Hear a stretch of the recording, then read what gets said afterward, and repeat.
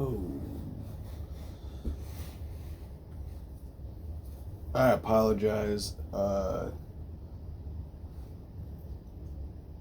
didn't mean would have. I just meant have. Hey, what's happening, everybody? Welcome back to Ominous Acres.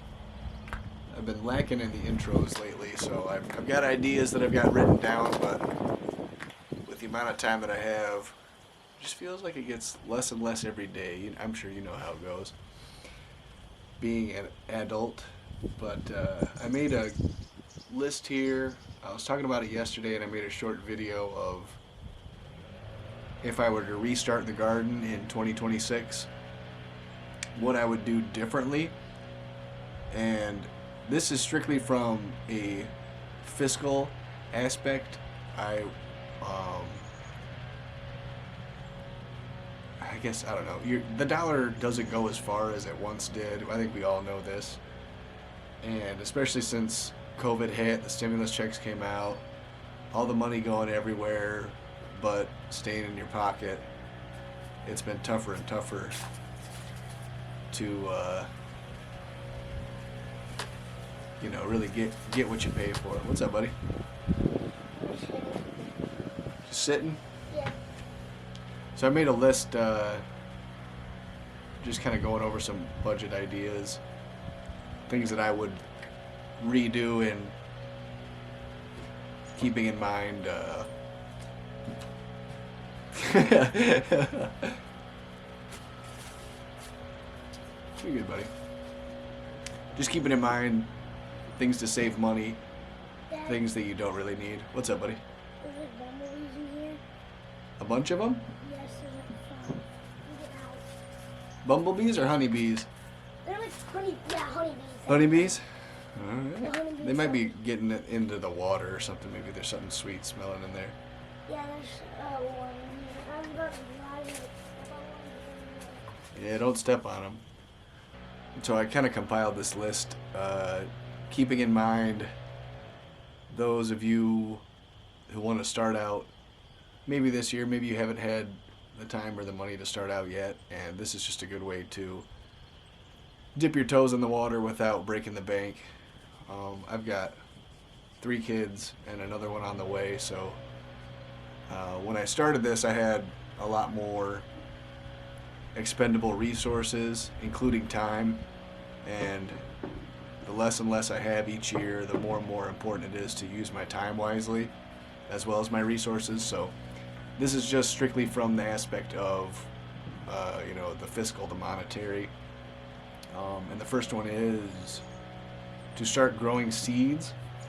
Start growing your plants from seeds rather than buying the plants as plants. It is more difficult. It's more time consuming, but it's also more rewarding because it's kind of like, you've grown it from seed. You've seen it from a little baby, and now you get to watch it, mature, and year over year, if it be a perennial or a annual, whatever you like. You keep the seeds from the annuals. You hope they make it through the winter as perennials, and there's something special about growing something from a seed all the way to anything from a bush to a tree. It's really cool, and you can save so much money growing from seeds if you have the time. If you want, you can get fully matured plants, 2-3-year-old trees for anywhere from $15 to $150 a tree, even more sometimes depending on the variety and all that. But seeds, you can get a whole pack of seeds, 100 seeds for $6, something like that, depending on the seed. 50 seeds for $4. It's just so cheap.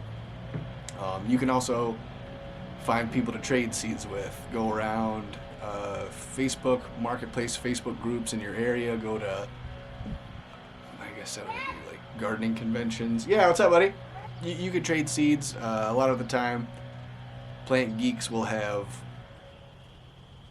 seeds from various plants in the area, native seeds, heirloom those are the ones you want. You want the plants from your area. That's a big one. So for number 3, I have you can make your own mulch for free. What I did, and it's kind of time consuming. I would take leaves from the front yard because I have a lot more fully grown trees up in the front yard. I'd rake them up into a tarp, on top of a tarp, and I would drag them all the way into the garden and spread them around, and it seems like it composted pretty well. Good idea. You could use any of those buckets right there. So yeah, I would take the leaves from the front yard, move them to the backyard.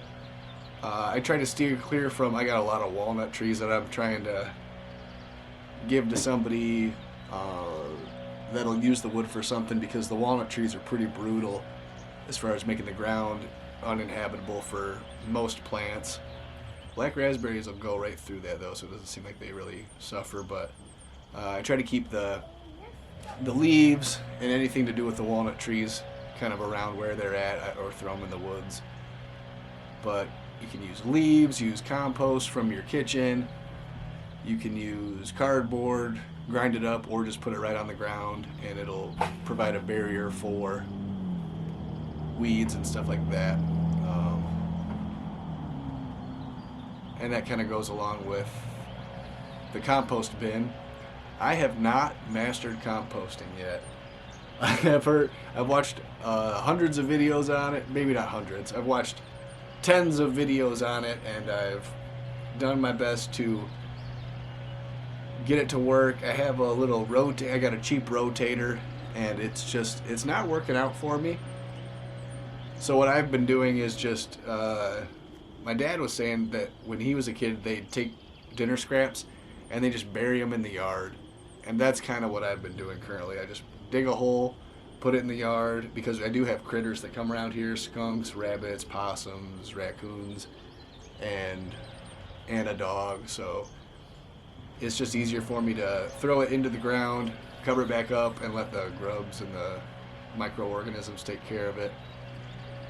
So that's kind of my approach with compost for now. As I make time to learn more about it, obviously I'll be able to have nice, good, rich compost, and that'll help me, get the living soil to flourish. I think that's a huge part of gardening, is the soil. That's actually one of the most important things. Another big one is propagation, and this is like one of my favorite things to do with plants, is to take clippings from unused parts of your plants and either soak them in water, wrap them around a piece of paper towel, or just shove them right in the ground. I know with elderberries you can just shove them right into the ground and they'll take right off. That's a great way to save money on the plants you already have and to get more out of your current plants. You can just push them. You can max out your space with propagation. Another big one I see are the gardening beds. And I have some gardening beds. I bought some when I knew I was going to be involved with gardening to a pretty extensive level. But it's all hobby. It's all hobby right now. So I'm not commercial. If going back on it, I probably wouldn't have bought the gardening beds, to be honest with you. What I would do, knowing what I know now, is dig some trenches and build mounds, then build that soil within the mounds, and it's essentially a raised bed that you haven't had to pay for. That's just part of the landscape now. And I don't know, so maybe you'd think it looked tacky, and not you necessarily, but maybe people would think it looked tacky or something like that. But it's just about it's about growing good plants, good food, good fruit, good vegetables. That's really what it's all about. So it doesn't have to look fancy. It doesn't have to look nice. It's just got to work. And I think, raised beds, while they're cool, they're nice if you're kind of older and you don't want to bend over as much, but they're not necessary. And I've bought cheap ones on Amazon, and I've bought nice ones. And to me, kind of feels like more of a vanity thing. I know as I get older, it'll be nice to have them, but, I can bend over just fine, and I got kids that can help me with picking stuff close to the ground. Another one is potting containers. You can go crazy buying those at the store. They come with a lot of plant. They come with any plant that you'll buy will be in a container of some kind.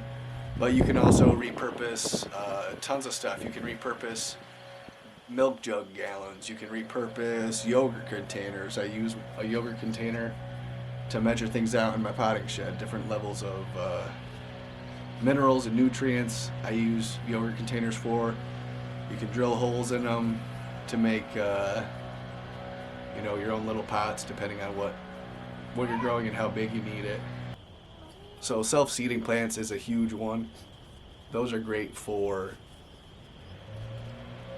if you have annuals in your area that won't make it through winter.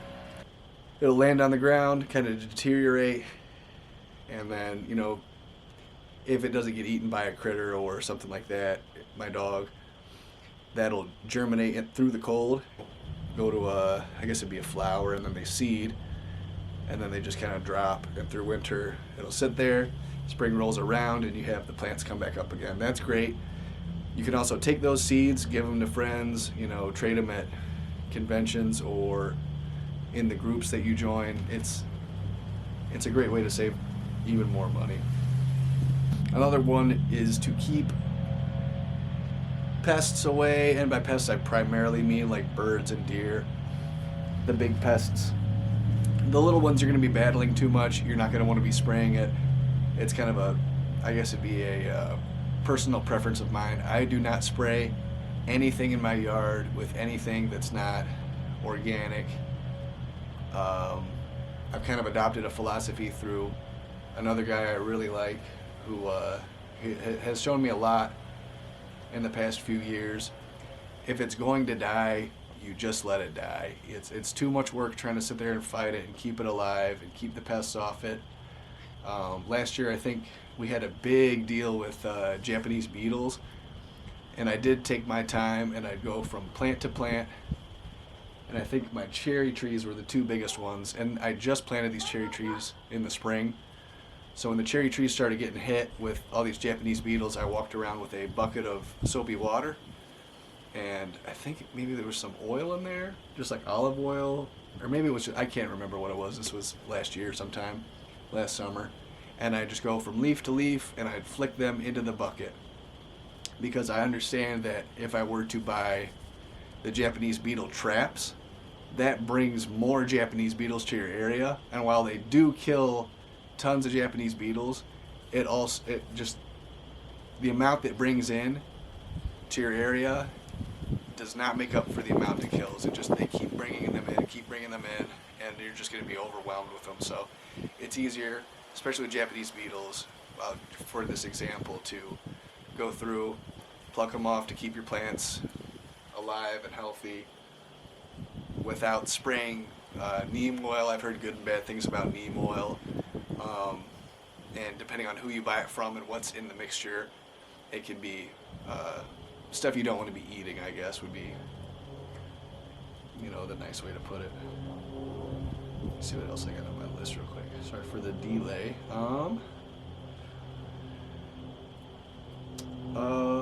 As far as, I'm sorry. I have bird netting up in the back for my blueberries. The first year I didn't have it. The second year I didn't have it. And the second year I got all my blueberries wiped out by birds.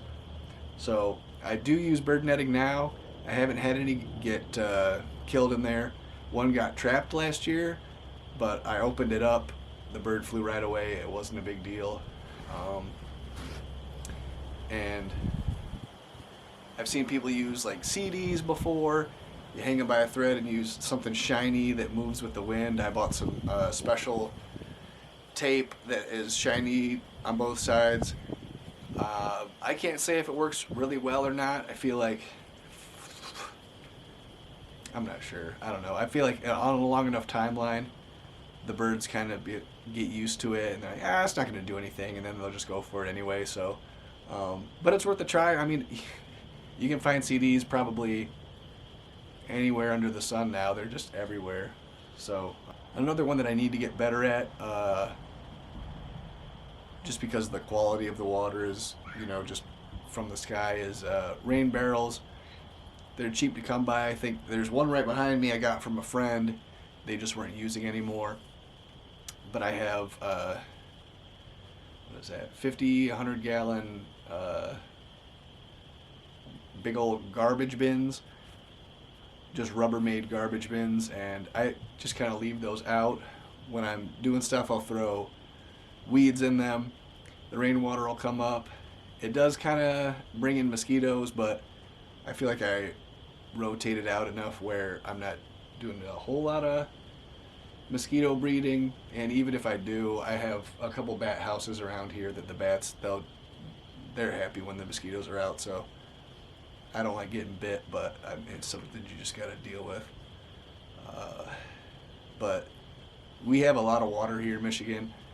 I live out of town, so I don't have a water bill, which is really nice. But if you're somewhere with, a water bill, and you're worried about, the chlorine in the water, or the SSRIs in the water, or the fluoride, it's good to have that rainwater. And I would recommend like a reverse osmosis machine for your house, as well as a remineralizer. I know they're not cheap, but if I respect you enough that I really don't want you drinking that stuff. You really shouldn't be drinking that stuff. It's nasty. So, but as far as gardening goes, rainwater collection it's easy to do. You already have gutters and troughs coming out of your house. You can just put a rain barrel right underneath that, collect it, put a spigot on it, don't put a spigot on it, dunk in your water, pull it out. There's tons of videos on how to do that. I just haven't done it yet. I've just got barrels kind of spread out here, and I'll collect it as it comes. We're not in a dry area, so we're fine with that. Talked about cardboard for weed barriers. We get a lot of cardboard where I work, so I can from time to time just take home big sheets of cardboard. I'll throw them out where I need it, and then I'll put wood shavings on top of it, wood mulch. My neighbor, great guy, he'll come down every once in a while and see if I need any mulch. He's just got tons and tons and tons of wood shavings and wood chips, and so I'm very grateful for that. But I'm sure there's landscapers around you that you could contact. Some of those guys are just itching to get rid of stuff like that, and they will just dump it in your yard for free. I know there's websites you can go to also apply to have that stuff dropped off at your house, and it's good organic matter. It'll provide a lot of good fungus, a lot of good microbacteria, microorganisms, and it's good to have. It's good to have organic matter. The more the merrier. I don't do a lot of trellising. I don't have, I think last year I did green beans, and what else did I do? Watermelon. But just picking up sticks throughout the woods, I can take those sticks and use twine, tie them together really well. And I do have a couple trellises out there that are just made from sticks in the woods. And they don't have to last long because they're free. You're just paying for the twine, and the twine it's just hemp rope basically. So you just tie it up there nice and tight, and now you have a trellis. You don't have to go to the store and get the cattle things that arch. Those are really cool. Maybe one day I'll have one of those, depending on when I get around to it. I know there's a lot of really cool vines. There's the kiwi vine, there's grapevines. I had some grapes out here, but they were a lot of work for not a lot of yield. The Concord grapes that I had, so I gave up on those. That was when I moved into the house too. These were plants that were already here, so it's just not currently my thing. But if that's what you're looking into, that's a great way to do it. It's just get big sticks and little sticks and stack them up, and then you've got a trellis. You can look into the current types of perennials that you have. A good example for me is rhubarb. Rhubarb's great. It takes a little while to establish, but once you have it established, you can divide the plant itself. I have one out here that's going to be in its 4th year, and as it gets bigger, you can just cut it right in half, and now separate it. You have 2 plants now. There's a lot of plants you can do this with. Companion planting, for pest control and companion planting for nutrients. There's a lot of information on nitrogen fixing plants. One that I'm looking to this year that I don't have yet is the sea berry. It's this little orange berry, and I don't know what they taste like, but I know they fix the soil really well for other plants around the area. I remember looking into, I think they were either marigolds or maybe it was like some kind of nightshade. I can't remember. I think it was marigolds. I could be wrong. Don't quote me on this, but the Japanese beetles like it, so they'll come over and eat a little bit of it, and it knocks them out. They'll just fall to the ground and lay there kind of twitching a little bit, and birds will come by and just eat them, which is awesome. If you can have plants that kind of help you eliminate things like nematodes or, you know, grubs you don't want, or, you know, Japanese beetles in my case, that's awesome. And I do have a list of things that I don't recommend, and maybe I'll just go through those real quick because I think we pretty much covered most of that just based on the things I do recommend. So the first one's buying the raised beds. Not necessarily you need that when you can mound up your dirt and amend the soil that way. Buying bagged soil or compost. Depending on how much you need, it gets pricey really quickly. They'll tell you that when you buy a raised bed, that's the cheap part of it. The expensive part is getting the soil you need after that. And that's true. You can spend tons of money because you're going to want good soil if you're going to raise good plants. And you can spend tons of money loading these things up because they can be very deep. And depending on how much you want, you can spend, you know, X amount on the raised bed and easily 2 to 3 times that on the soil. It's just how it is. So I've looked into buying topsoil from people around my area. I'm not ready to do that yet. I haven't done that in the past. I've just made my own mixture of stuff, and I'll go into the woods where I know a lot of foliage drops and there's nice rich soil in there. And I've pulled that out and mixed it. I've pulled that out and mixed that, but then I didn't sift it as much as I probably should have, and I ended up pulling in some vines and some nasty stuff into my garden beds, and now I have to go through and kind of dig it up and pull them out, and it was a lot of work, but it's free, so I mean that's on the table. Oh, okay, I forgot to mention this one, spending the money on the fertilizers and soil amendments early.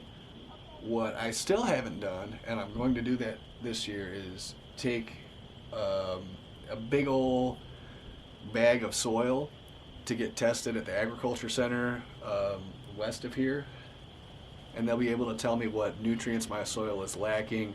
You can talk to a soil expert and he can give you the liquid version of that, the lime or whatever you need, and you can buy a ton of it, mix it with water, and then just spray it around. And I think that's the way that I'm going to end up doing it because it saves you a lot of time, it gives you better soil quicker, and I mean that's like I said, that's what it's all about, is just having good soil, good plants, good yields. Overbuying seeds or plants is one up here that is kind of self-explanatory. Using chemicals or weed killers or pesticides, I kind of went over that already. That's how I want to operate.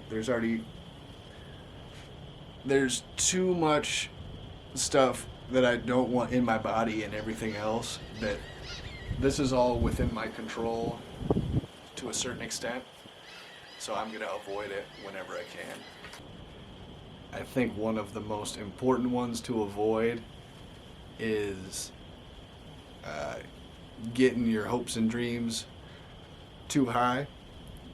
This was definitely me probably the first year. I learned it pretty early that I couldn't do everything that I wanted to within that small course of time, because we're in Michigan, we only have, I don't know, between May and November maybe, depending on the year. If you're lucky, you can get some into April, but it's a tight crunch. So year over year, I've kind of limited myself, and I try to really lock in and get maybe 4 or 5 plants within my belt. Especially if you're starting it from seed, you want to kind of give enough time and care to each plant and build out from there. One of the first years I did strawberries, they're very easy. And then last year, because I had strawberries locked down, I bought 2 or 3 more types of strawberries. They're in the garden beds. They propagate really easily. I take them out, and now I'm using them as live mulch for the trees and the bushes. Last year I did elderberries, honeyberries, some couple types of currants, and a couple types of gooseberries. And I just like to make it like streamlined and easy.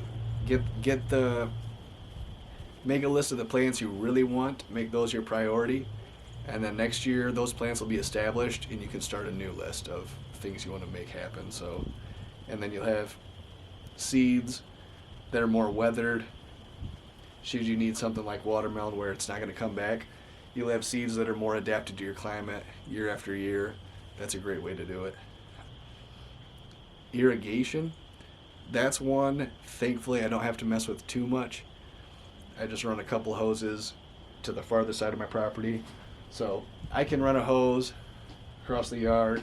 Again, I don't have a water bill, so that's nice. But we get a lot of rain. I'm usually okay with that. But I have not had to worry about an irrigation system. I personally like to let the plants dig for water, and then I'll mulch on top of it to help retain some water. But I don't mess with irrigation. Depending on where you're at, you may need to, you may want to, but I don't have a problem going out every day, or rather, maybe a couple times a week when we're in the dry season, and going around and hitting everybody with a little bit of water. It's good to go touch base with the plants. There were a couple of times where I bought plants I thought I could push to my zone, and there are ways to do this, but they're ways that are very time consuming. They'll take a lot of years to adapt the plant to your climate. You'll need a greenhouse, and there's plenty of information on that. There's a guy that grows oranges in like Utah with his greenhouse technique, and it's really cool, but I don't have a greenhouse, number one, and I just don't have a lot of expertise in the field of pushing plants into your grow zone. There's plenty, like I said, there's plenty of great information on how to do that. But I mean, if I were you, I would just stick with whatever your soil likes, or I'm sorry, whatever likes your soil. That's what I would stick with for now. And as you get better, then you can go about changing it up, mixing it up, and seeing what's going to happen with the future plants that you should decide to dabble in. But that's basically it. Once again, thank you guys. I really appreciate it. Take care of yourself, and enjoy the tail end of winter. Spring's coming up quick. It's going to be an awesome one. You can feel it. Meow.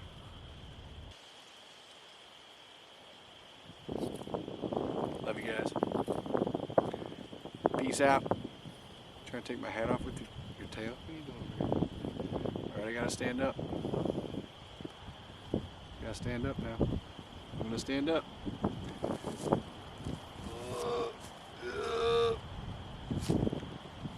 Ow.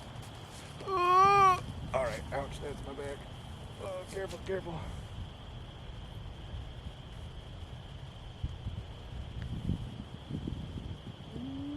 Can I pick you up without you pulling my shirt? That's a good girl, Lolo. That's a good girl.